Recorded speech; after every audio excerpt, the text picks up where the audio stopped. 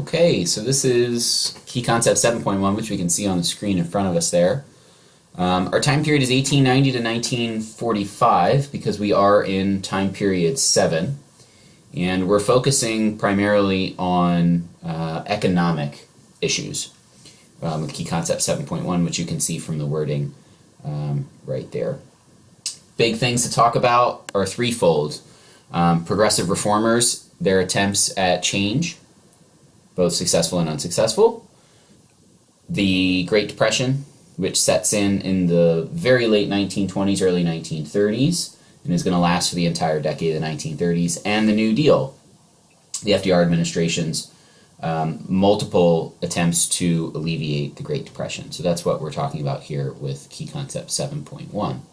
And we can see that with our big idea questions here. So we have progressives, what were their goals, what did they want to try to solve?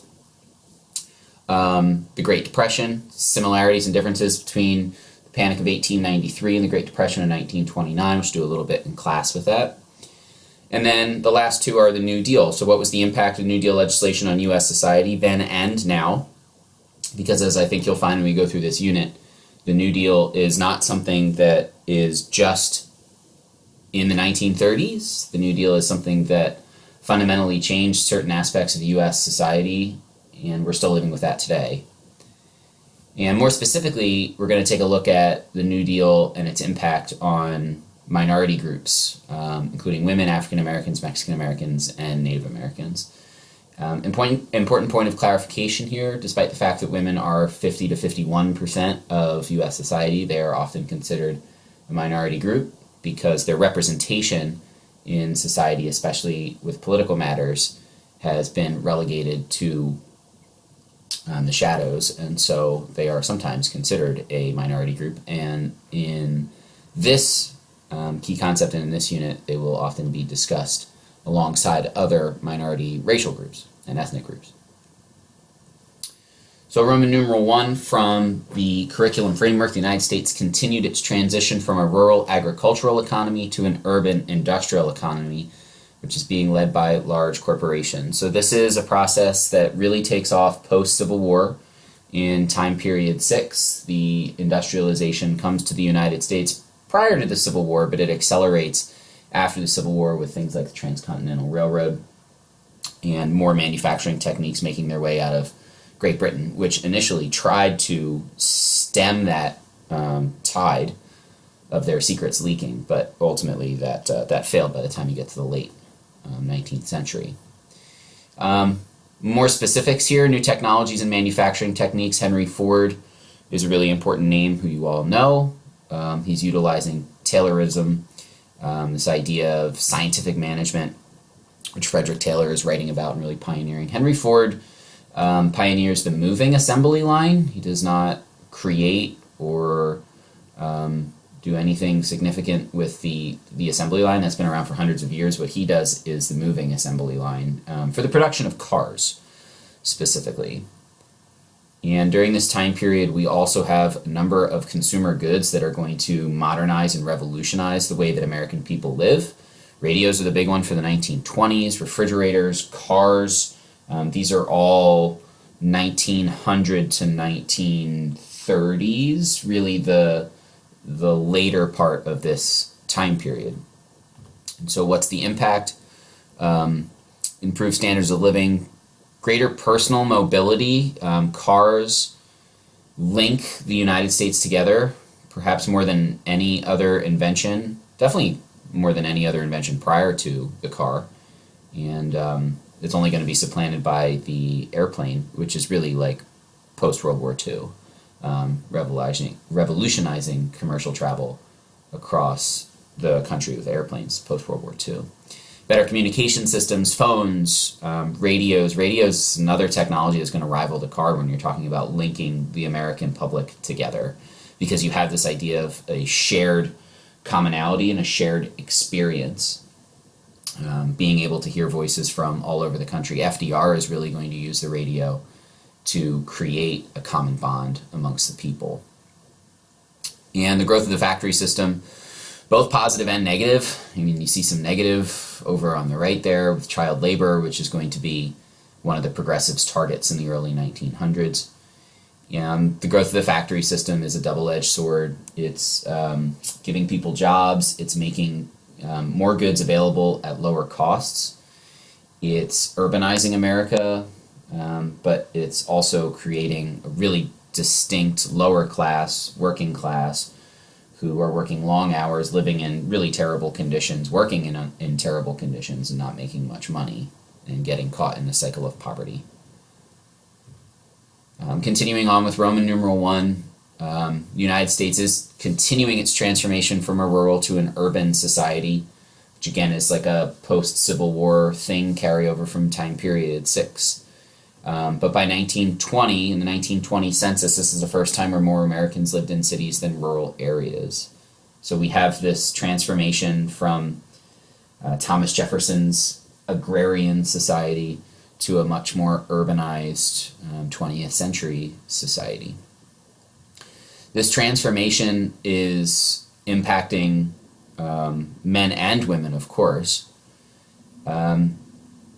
It's impacting women in some specific ways. Women, especially young, unmarried women, are going to work in factories. The Triangle Shirtwaist Fire, which is pictured on the right here, is a famous, tragic instance of women being impacted by urbanization and industrialization. There's a fire at a shirtwaist factory in which over 100 women are killed. This is a seminal moment because it raises American consciousness to the plight of women who are working in factories, and the progressive reformers are also going to seize on this to try to reform factory working conditions, not just for women, but for all workers as well. This is a time period of massive international migration. The first 2 decades of the 20th century see a real spike in U.S. Immigration to the United States. And these are often referred to as new immigrants. They are coming from not places like Western Europe or Northern Europe, kind of the traditional like United Kingdom, Ireland, Scandinavian countries. They are coming from Eastern Europe and Southern Europe, Italian, Polish, German to a lesser extent. There's also a lot of internal migration that's still happening. African Americans are moving to the north in search of jobs and better living conditions. They have been trapped in sharecropping, and the Jim Crow South is getting worse as we go through this time period. 1890 to 1940 as compared to immediately after the Civil War, for example. And so we have this mass exodus of African Americans from the South to cities like Chicago, New York, Philadelphia in search of jobs. And historians term this as the Great Migration, capital G, capital M.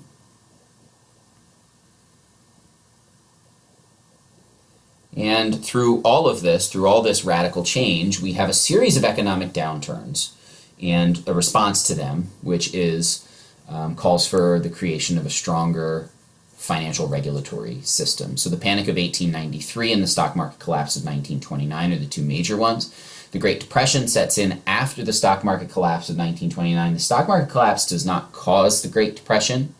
It is one of many indicators that the economy is really seriously flawed.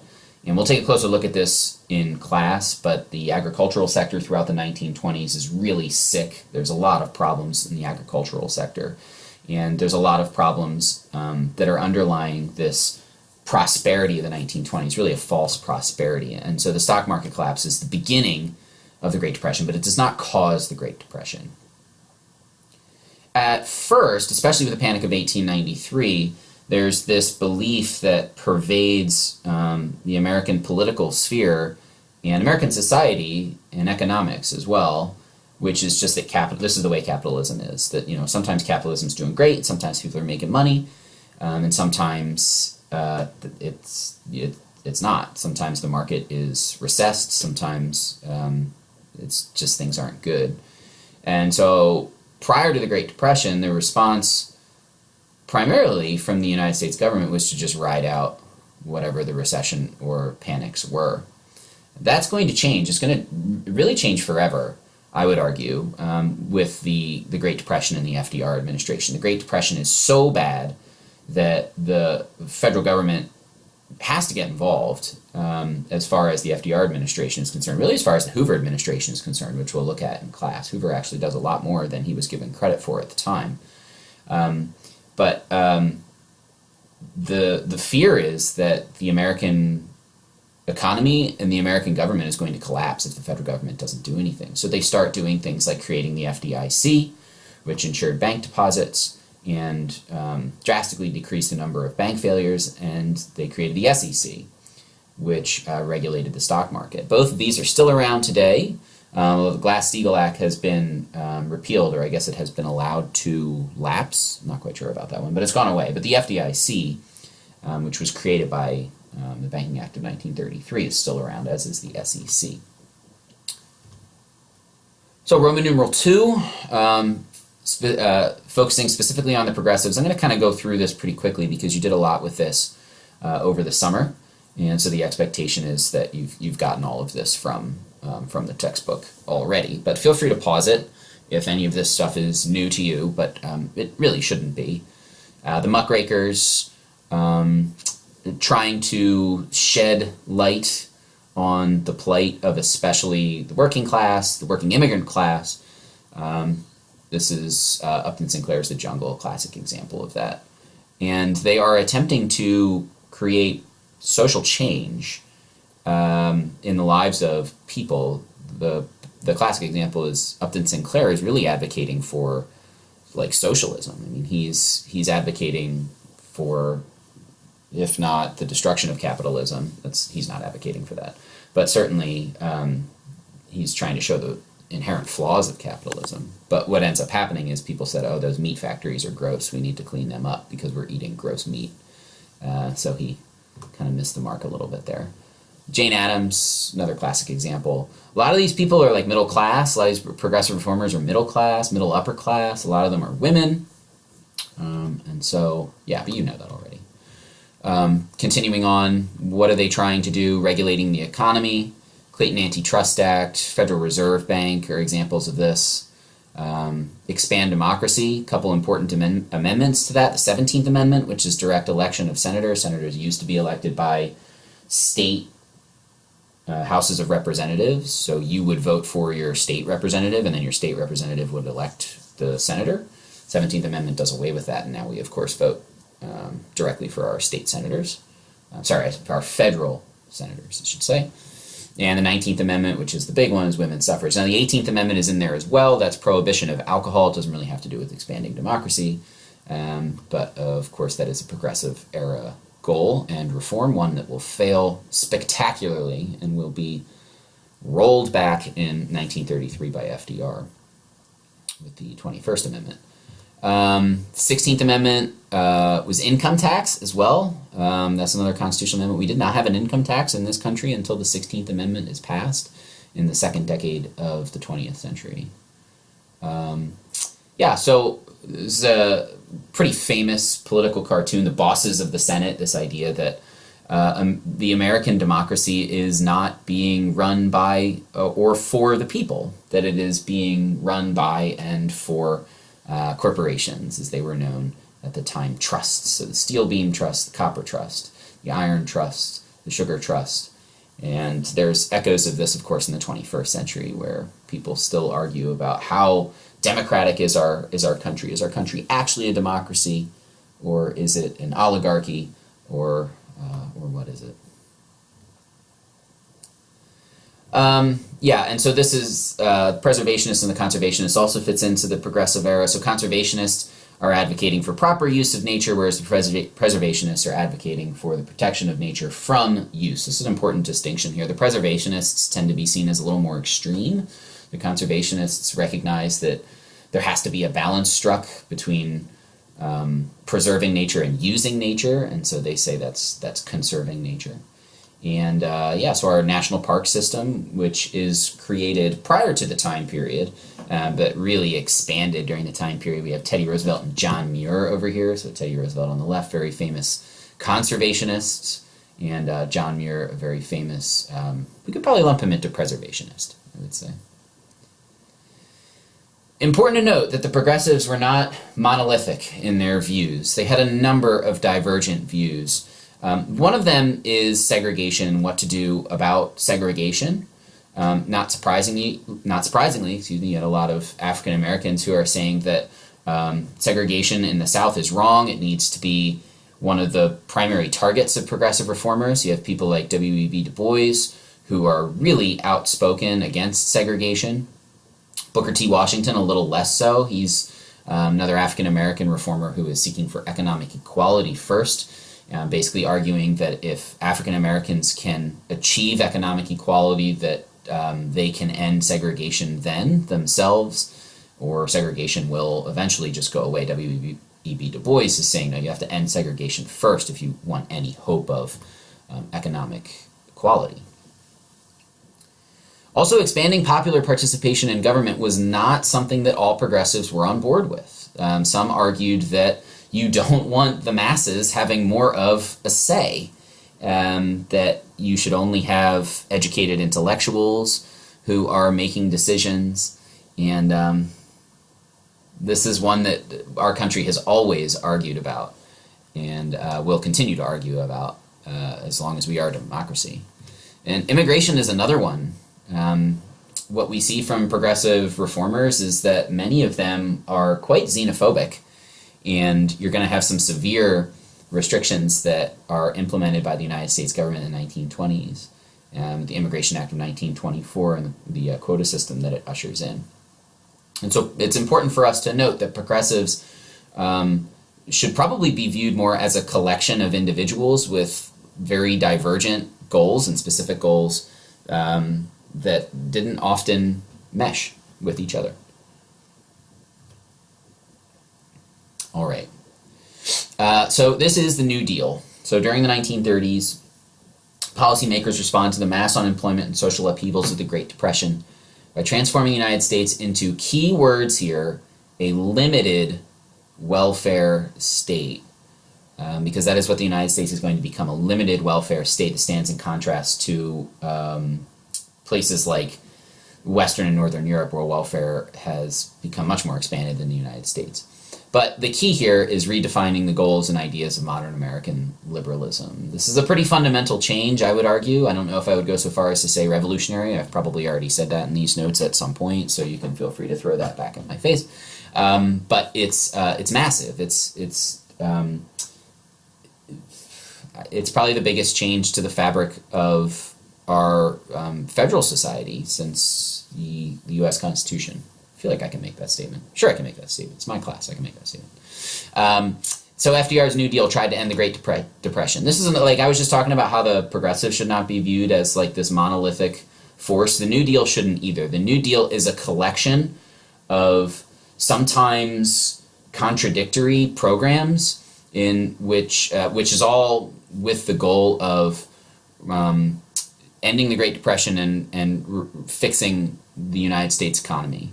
But like the New Deal, it's not really one thing. It's a group of things. And so what are some of those things? So Social Security, income for elderly Americans. We still have Social Security today, of course. It's changed a number of times since its implementation in 1935. But it's the same basic premise. Agricultural Adjustment Act, which is a AAA, paying farmers to not overproduce goods, actually paying farmers to destroy crops and slaughter livestock. Not surprisingly, the AAA is controversial. It's declared unconstitutional by the Supreme Court. We'll talk more about that in class. The AAA is trying to solve the problem, which is that like farmers are making less money in the 1920s. So what do you do when you make less money? You grow more stuff, or you produce more stuff in an attempt to make more money. Because you have more to sell. Well, that drives down prices because, supply and demand. The more supply you have, the lower the demand is. And so the United States economy by the 1930s has this problem where there's too much supply with farm products. One of the great ironies, though, is, of course, the United States government is paying farmers to burn crops and kill livestock while you have millions of people who are struggling to survive and are starving. So, yeah, AAA, not very popular. So the other goal, the second goal, I should say, so we have 3 R's here. The first was relief that I talked about. The second is recovery, so recover from the Great Depression. These are jobs programs. Civil Conservation Corps, unlike the AAA, this is a really popular program. We have young, unmarried men, usually like 18 to 21, 22, are being sent out west, and they're doing conservation projects or public works projects, which is, Public Works Administration is where that comes in. And the cool thing about the CCC is they got paid $30 a month, and $25 of that was sent home to their families. Yeah, because they didn't need the money. They were living in tents out west, working in pretty remote areas. And so that was a really popular program, jobs program.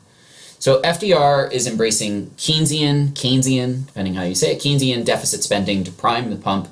John Maynard Keynes, who's a British economist, says in times of recession and depression, when businesses are not hiring people, the federal government, or state government, but the government needs to step in and become the employer. That is Keynesian economics. And so this stands in contrast in some ways to free market capitalism, the idea that, we talked about this before, the idea that capitalism just goes through boom and bust periods, and the bust periods just have to ride it out. John Maynard Keynes says, no, the federal government needs to prime the pump. It needs to inject money into the economy. How does it do that? It does that in a number of ways, but one of the ways it does it is by providing jobs. So our third R here is reform. Okay, so we provide relief for the people, immediate relief for the people who are suffering. We then work to recover the economy so that we no longer need to provide the relief. And we need to reform the American economy so that this cannot happen again. Those are the 3 R's of the New Deal. I already talked about the SEC. The SEC is the classic example of reforming the American economy. The FDIC is another classic example of reforming the American economy, trying to provide structural supports so that a depression like the one which sets in the 1930s cannot happen again. It has not happened again. We have not had a depression the likes of which was seen in the 1930s since then. The problem is it's impossible to argue that that's because of these reforms. It could just be luck. We could have a depression as bad as the one from the 1930s next year. You just don't really know because economics is a soft science. So, who is pushing for these reforms? Well, very basically, people. It tended to be people who were struggling, tended to be working class, so unions, populists, and radical reformers are also pushing for reforms. So some examples of this. When we're talking about radicals, Huey Long is a great example of a radical. He's a governor, former senator from Louisiana, and he proposed giving $5,000 to every citizen by taxing the wealthy.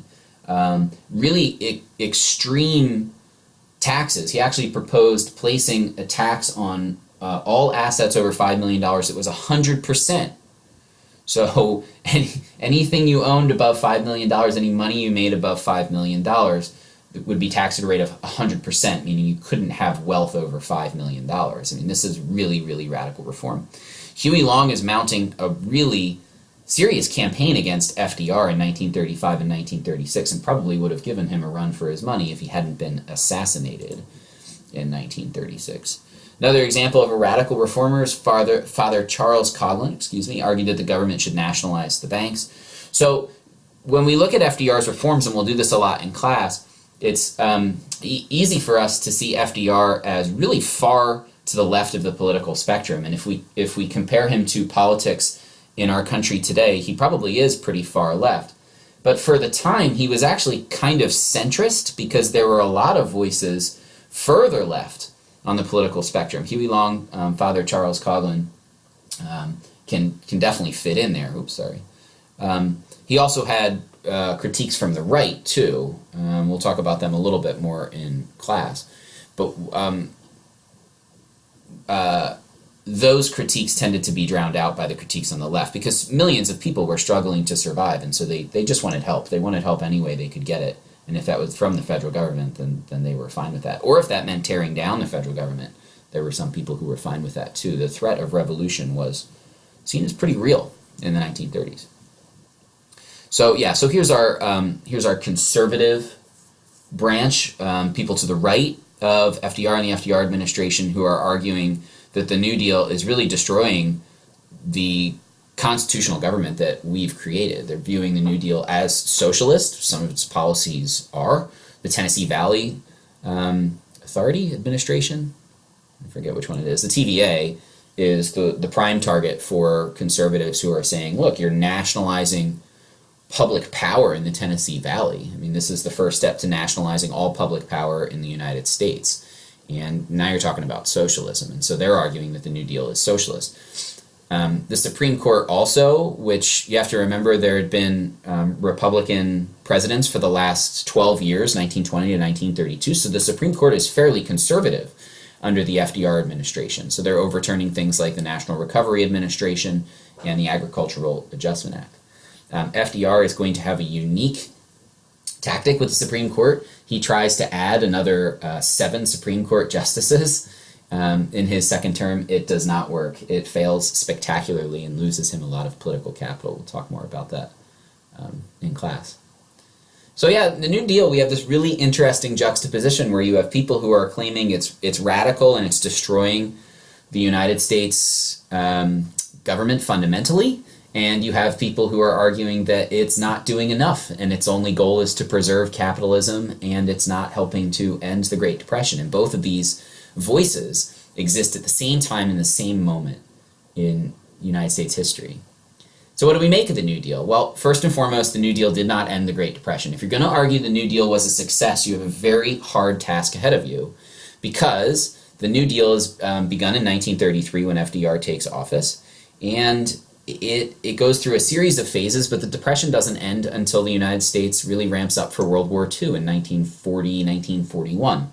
We don't enter World War II until the end of 1941, but we start selling things to the United Kingdom and the Allies in 1939, 1940, and 1941. That's what ends the Great Depression. The New Deal doesn't. If you do want to argue it was a success, you're probably best off pointing to the agencies that are still around today, which it created. Social Security, hugely popular program in the United States. We'll see if it lasts until you and I retire. Federal Housing Administration is still around today. They provide loans, low interest loans, and low money down loans for people to buy homes. The FDIC is still around today. There's a number of them. Another one, which is a legacy of the New Deal, is that voting patterns begin to change. You start to see African Americans who are switching from the Republican Party, which is the party of Lincoln, remember, to the Democratic Party in large numbers. And this is a voting pattern that's going to continue throughout the 40s and 50s, and it's really going to change again in the 1960s when African Americans are going to go over to the Democratic Party. I'll say for good, because they still vote heavily Democratic today. And so many African Americans, despite the fact that the New Deal doesn't really do that much for minority groups, which we'll talk about in class, at least compared to what it's doing for white Americans, African Americans, especially because of Eleanor Roosevelt and her outreach, see the Democratic Party as doing more for them. And so many ethnic groups begin to identify with Democrats, as do working class communities and labor unions. So just some test tips here. These are common questions that the College Board likes to ask about this time period. You should know as many specifics as possible from the 1920s and 1930s. This is a really, it's a massive time period for modern America because of the changes that are being wrought by the FDR administration. And so knowing as much as you can about those changes is really what I'm going to focus on in class and what you should be focusing on as well. Immigration is also another big one because, of course, we are an immigrant nation, and the 1920s see some pretty fundamental changes to immigration, which we'll talk about in class. So that's it. Hope I didn't talk too fast. I made it under 30 minutes, so I guess that's pretty solid. And if you have any questions, we can, of course, address them in class. All right, good stuff.